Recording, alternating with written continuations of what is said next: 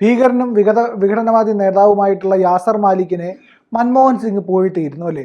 അതെ. എന്തിനു വേണ്ടിയിട്ടാണ് പുകഴ്ത്തിയത്? അതായത് അദ്ദേഹം ഒരു മധ്യസ്ഥം വഹിച്ചു. ആ സമയത്തും അദ്ദേഹം എന്ന് പറഞ്ഞു കേട്ടോ, ഈ ഭീകരവാദിയെ നമുക്ക് അത് പറയേണ്ട ആവശ്യമില്ല, അയാളെന്ന് പറഞ്ഞാൽ മതി. മൻമോഹൻ സിംഗിനെ സംബന്ധിച്ച ആ സമയത്ത് ഈ യാസർ മാലിക് എന്ന് പറയുന്ന ഭീകരവാദി മറ്റ് ഭീകരരുമായിട്ട് ഒരു എന്താ പറയുക, ഒരു ഐക്യപ്പെടുന്നതിൻ്റെ ഭാഗമായിട്ട്, അതായത് ഇനി നിങ്ങൾ സമാധാനത്തിൻ്റെ വെള്ളരിപ്രാവുകളായിട്ട് മാറണമെന്നൊക്കെ ഒരു ദൗത്യം ഏൽപ്പിച്ചിരുന്നു. ആ ദൗത്യം കൃത്യമായി ചെയ്ത് മടങ്ങി വന്നത്, അതിനെ തുടർന്നാണ് യാസർ മാലിക്കിനെ മൻമോഹൻ സിംഗ് അഭിനന്ദിച്ചത് എന്നുള്ളത്. ഇത് വലിയൊരു വിഷയമാണ്. ഒന്ന് ആലോചിച്ച് നോക്കുക. നമ്മൾ ഭീകരരുമായിട്ട് വളരെയധികം എന്താ പറയുക, സന്ധിയില്ലാതെ പ്രവർത്തിച്ചു കൊണ്ടിരിക്കുന്ന, അതായത് ഭീകരവാദത്തിനെതിരെ പ്രവർത്തിച്ചു കൊണ്ടിരിക്കുന്ന ഒരു രാജ്യമാണ്. ആ രാജ്യത്തെ സർക്കാർ ഭീകരവാദികളെ നിലയ്ക്ക് നിർത്താൻ വേണ്ടിയിട്ട് അവരിൽ ഒരാളെ തിരഞ്ഞെടുത്തുകൊണ്ട് ഇവരുമായിട്ട് സർക്കാരിൻ്റെ കാര്യങ്ങളെല്ലാം തന്നെ പറഞ്ഞുകൊണ്ട് ഇവർക്കിടയിൽ ഒരു മധ്യസ്ഥം വഹിക്കാൻ തിരഞ്ഞെടുക്കുന്നു. ആ മധ്യസ്ഥം വഹിച്ച് തിരിച്ചു വന്നതിനെ തുടർന്ന് ഭലേ ബേഷ് എന്നൊക്കെ പറഞ്ഞ് തോളിൽ തട്ടി കൈയൊക്കെ കുലുക്കിക്കൊണ്ടാണ് ഈ പറയുന്ന യാസർ മാലിക്കിനെ മൻമോഹൻ സിംഗ് അഭിനന്ദിക്കുന്നത് എന്നുള്ള വാർത്തയാണ് ഇപ്പോൾ വന്നിട്ടുള്ളത്. അപ്പോൾ ഇതിൻ്റെ പടങ്ങളൊക്കെ ലഭ്യമാണ് സൈറ്റിൽ എന്നാണ് പറയുന്നത്. ഇപ്പോൾ ഇത് പ്രധാനമായിട്ടും പൊങ്ങി വരാനുള്ള ഒരു കാരണം, ഏപ്രിൽ 25-ന് ഈ യാസർ മാലിക് എന്ന് പറയുന്നത് ഭീകരവാദത്തിന് ധനസഹായം നൽകിയ കേസിൽ ജീവപര്യന്തം തടവ് ശിക്ഷ അനുഭവിക്കുന്ന ഒരാളാണ്. ഇയാൾ കാശ്മീർ ലിബറേഷൻ ഫ്രണ്ട് പ്രവർത്തകൻ കൂടിയാണ്, വിഘടനവാദി നേതാവാണ് എന്ന് ചുരുക്കർത്ഥം. അപ്പോൾ ഈ മൂപ്പര് ഏപ്രിൽ 25-ന് ഒരു ഡൽഹി ഹൈക്കോടതിയിൽ ഒരു സത്യവാങ്മൂലം സമർപ്പിച്ചു. ആ സത്യവാങ്മൂലത്തിലാണ് പറയുന്നത്, കാലാകാലങ്ങളായി സർക്കാരുകൾ എന്നെ സമീപിച്ചിട്ടുണ്ട്, അത് ഭീകരരുമായിട്ടുള്ള സന്ധി ചെയ്യാൻ വേണ്ടിയിട്ട്, അവരുമായിട്ട് ചർച്ച നടത്താൻ വേണ്ടിയിട്ടൊക്കെയാണ്, ഒരു മധ്യസ്ഥം ശ്രമിക്കുന്നതിന് വേണ്ടിയിട്ടാണ് എന്നാണ് പറയുന്നത്. അപ്പോൾ ഇതിൽ പറയുന്ന ഒരു കാര്യം എന്ന് പറയുന്നത്, 2006-ൽ പാകിസ്ഥാനിൽ വെച്ചിട്ട് ലഷ്കർ ഇ തൊയ്ബ സ്ഥാപകനും മുംബൈ ഭീകരാക്രമണത്തിൻ്റെ ആസൂത്രകനുമായിട്ടുള്ള ഹാഫിസ് സയ്യിദിനെ കാണുകയുണ്ടായി. കണ്ടിട്ട് ഈ പറയുന്ന സർക്കാരിന് വേണ്ടിയിട്ട് അവിടെ പോയി, ഇസ്ലാമിക പാഠപുസ്തകത്തിൽ പറഞ്ഞിരിക്കുന്നത് ജിഹാദൊന്നുമല്ല മക്കളെ, വളരെ നല്ല കാര്യങ്ങളാണ് എന്നൊക്കെ ഇവരെ പറഞ്ഞ് ഉദ്ബോധിപ്പിച്ചു എന്നാണ് പറയുന്നത്. ആ ചർച്ചയ്ക്ക് ശേഷമാണ് തിരിച്ചു വരുമ്പോൾ കാണുന്നത് യാസിർ മാലിക്കിനെ PM ആയിരുന്ന മൻമോഹൻ സിംഗ് അഭിനന്ദിക്കുന്നത് എന്നാണ് പറയുന്നത്. 2006-ലെ കൂടിക്കാഴ്ച കൃത്യമായി സ്വന്തമായി തീരുമാനിച്ചതല്ല എന്നുകൂടി പറയുന്നത്. അതായത് യാസർ മാലിക്കിന്റെ നിഘണ്ടുവിൽ ഉണ്ടായിരുന്ന ഒരു കൂടിക്കാഴ്ചയല്ല ഹാഫിസ് സയ്യിദുമായിട്ട് ഉണ്ടായിരുന്നത് എന്നർത്ഥം. കൃത്യമായി പറഞ്ഞാൽ നമ്മുടെ അന്നത്തെ ഇന്ത്യൻ ഗവൺമെന്റ്, ഭാരത സർക്കാർ പറഞ്ഞതനുസരിച്ചിട്ടാണ് ഈ കൂടിക്കാഴ്ചയ്ക്ക് മുതിർന്നത് എന്ന് കൂടി പറയുന്നു. അത് മുതിർന്ന ഇന്റലിജൻസ് ഉദ്യോഗസ്ഥരുടെ അഭ്യർത്ഥന മാനിച്ചാണ് എന്നാണ് പറയുന്നത്. ആ സമയത്ത് 2005-ൽ കാശ്മീരിൽ ഒരു ഭൂകമ്പമൊക്കെ ഉണ്ടാകുന്ന കാലഘട്ടം. അപ്പോൾ ആ സമയത്ത് പാക് സന്ദർശിക്കുന്നതിന് മുമ്പ് അന്നത്തെ ഇന്റലിജൻസ് ബ്യൂറോ സ്പെഷ്യൽ ഡയറക്ടറായിരുന്ന VK ജോഷി ഡൽഹിയിൽ വെച്ച് യാസർ മാലിക്കിനെ കാണുകയാണ്. രഹസ്യമായ നീക്കങ്ങളാണ് ഇതെല്ലാം. യാസർ മാലിക്കിനെ കാണുകയാണ്. പാക് രാഷ്ട്രീയ നേതൃത്വവുമായിട്ട് മാത്രം ഇടപഴകിയിട്ട് കാര്യമില്ല, സയ്യിദ് ഉൾപ്പെടെ തീവ്രവാദ വ്യക്തികളുമായിട്ട് ഇടപഴകാനും സിംഗിന്റെ സമാധാനം തിരികെ കൊണ്ടുവരാനുള്ള ശ്രമങ്ങളെ പിന്തുണയ്ക്കാനും ഈ അവസരം ഉപയോഗിക്കണമെന്ന് ഈ VK ജോഷി എന്ന് പറയുന്ന ഇന്റലിജൻസ് ബ്യൂറോ സ്പെഷ്യൽ ഡയറക്ടർ മാലിക്കിനോട് അഭ്യർത്ഥിച്ചു എന്നാണ് റിപ്പോർട്ടുകൾ പറയുന്നത്. തീവ്രവാദികളെ ചർച്ചയിൽ ഉൾപ്പെടുത്തിയില്ലെങ്കിൽ ആ ചർച്ച അർത്ഥവത്താകില്ല, ഫലപ്രദമാകില്ല എന്ന് പറയുന്നു. അത് തന്നെയാണ് നേരത്തെ പറഞ്ഞത്. അതായത് രാഷ്ട്രീയ നേതൃത്വവുമായിട്ട് ഇന്ത്യൻ സർക്കാർ ചർച്ച നടത്തിയത് കൊണ്ട് മാത്രം കാര്യമില്ല, അവിടെ തീവ്രവാദികളുമായിട്ട് കൂടി ചർച്ച ചെയ്യേണ്ട ഒരു സാഹചര്യമുണ്ട്. അങ്ങനെ ഈ ഒരു അഭ്യർത്ഥന മാനിച്ചുകൊണ്ടാണ് താൻ ഒരു പാക്കിൽ നടന്ന ഒരു ചടങ്ങിൽ വെച്ച് സയ്യിദിനെ മാത്രമല്ല മറ്റ് എന്താ പറയുക, യുണൈറ്റഡ് ജിഹാദ് കൗൺസിലുള്ള മറ്റ് നേതാക്കളുമായിട്ടും ചർച്ച നടത്തിയത്. ഇങ്ങനെ സയ്യിദ് എങ്ങനെയാണ് ജിഹാദികളുടെ ഒരു സമ്മേളനമൊക്കെ വിളിച്ചു ചേർത്തത്, സംഘടിപ്പിച്ചത്,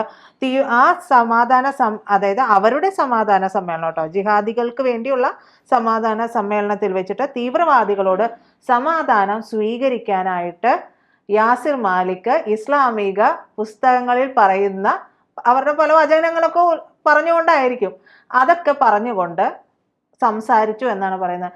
പ്രിയന് തോന്നുന്നുണ്ടോ അത്തരത്തിലൊരു ചർച്ച അർത്ഥവത്താകും എന്ന് തോന്നുന്നുണ്ടോ? അവരുടെ പുസ്തകത്തിൽ പറഞ്ഞിട്ടുള്ളത് ജിഹാദി പ്രവർത്തനമാണ്. അതെ, അതായത് ഈ പറയുന്ന ജിഹാദ് എന്ന് പറയുന്ന കാര്യത്തിനകത്ത് ആത്യന്തികമായിട്ട് ഇസ്ലാമികമായിട്ടൊരു ഡെഫിനിഷൻ ഉണ്ട്. ആദ്യം ജിഹാദ് ചെയ്യേണ്ടത് അവനവനോടാണെന്നാണ് ഇസ്ലാമിൽ പറയുന്നത്. അതായത് സ്വന്തം ഈ പറയുന്ന വികാരങ്ങൾ, വിചാരങ്ങൾ, പ്രവർത്തികൾ, തിന്മകൾ ഇതെല്ലാം ഒഴിവാക്കി നമ്മളോട് ജിഹാദ് ചെയ്തതിന് ശേഷമാണ് സമൂഹത്തിൽ ജിഹാദിന് വേണ്ടി ഏർപ്പെടേണ്ടത് എന്നാണ് ഇതിനകത്ത് പറയുന്നത്. ആദ്യം സ്വയം ജിഹാദിൽ ഏർപ്പെടണം, എന്നിട്ട് ഞാൻ ആത്മശുദ്ധീകരണം നടത്തണം, എന്നിട്ട് വേണം സമൂഹത്തെ ശുദ്ധീകരിക്കാൻ ഇറങ്ങേണ്ടത്. ഈ ജിഹാദ് എന്ന വാക്കിൻ്റെ കേവലാർത്ഥം വെച്ചിട്ടാണ് ഈ തീവ്രവാദികളൊക്കെ പ്രവർത്തനം നടത്തുന്നത്. കേവലാർത്ഥം അങ്ങനെയല്ല, വിശാലമായിട്ടുള്ളൊരു അർത്ഥം തന്നെയാണ് അതിനുള്ളത്. അത് ഈ പറയുന്ന ഭീകരതയുടെ നിർവചനങ്ങളിലൊന്നും ജിഹാദിനെ കൂട്ടിക്കെട്ടിയിട്ട് പ്രത്യേകിച്ച് കാര്യമൊന്നുമില്ല എന്നാണ് എനിക്ക് തോന്നിയിട്ടുള്ളത്. പക്ഷേ ഈ പറയുന്ന ഭീകരന്റെ മധ്യസ്ഥതയിൽ എന്ത് ഭീകരവാദത്തിന് അവസാനമാണ് കൊണ്ടുവരാൻ ശ്രമിക്കുന്നത്? അല്ല, എല്ലാ കാലത്തും ഭീകരതയോട് മധ്യസ്ഥം ചെയ്യാനും ചർച്ച ചെയ്യാനും അനുനയിപ്പിക്കാനും ഒക്കെയാണ് UPA സർക്കാരുകൾ നടന്നതെല്ലാം തന്നെ. ഭീകരവാദിക്ക് അടി കൊടുക്കുക, അവന് വേറെ ഭാഷ മനസ്സിലാവില്ല. നമ്മൾ അവനോട് സ്നേഹിച്ചാലോ താലോലിച്ചാലോ സമാധാനം പറഞ്ഞാലോ ഒന്നും അവന് മനസ്സിലാവില്ല. അടി കൊടുത്താൽ മാത്രമേ അവനത് തിരിച്ചറിയുള്ളൂ. ഇത് അടിയാണല്ലേ, ഇത്ര നേരം പറഞ്ഞത് ഇതിനെ പറ്റിയായിരുന്നില്ല, അടി കൊണ്ടപ്പോഴാണ് എനിക്ക് മനസ്സിലായതെന്ന് അതാണിപ്പോൾ മോദി സർക്കാർ ചെയ്തുകൊണ്ടിരിക്കുന്നത്. അപ്പോൾ ഭീകരവാദത്തിനെ അടിക്കാതെ നിവർത്തിയില്ല. അതെ, UPA സർക്കാരിന്റെ കാലത്ത് നമ്മുടെ രാജ്യത്തിന് എത്ര ജവാന്മാരുടെ ജീവനാണ്, എത്രയോ സാധാരണക്കാരുടെ സ്ഫോടനങ്ങളുടെ പരമ്പരയായിരുന്നു. അപ്പോൾ എങ്ങനെയാണ് ആ സമയത്ത് സമാധാനം സ്ഥാപിക്കാൻ ശ്രമിച്ചത് എന്നുള്ളത് മാലിക്കിന്റെ ഈ സത്യവാങ്മൂലത്തിൽ ഉൾപ്പെടുത്തിയിട്ടുള്ള ഈ വിവരങ്ങളിൽ നിന്ന് നമുക്ക് കൃത്യമായിട്ട് മനസ്സിലാകുന്നുണ്ട്.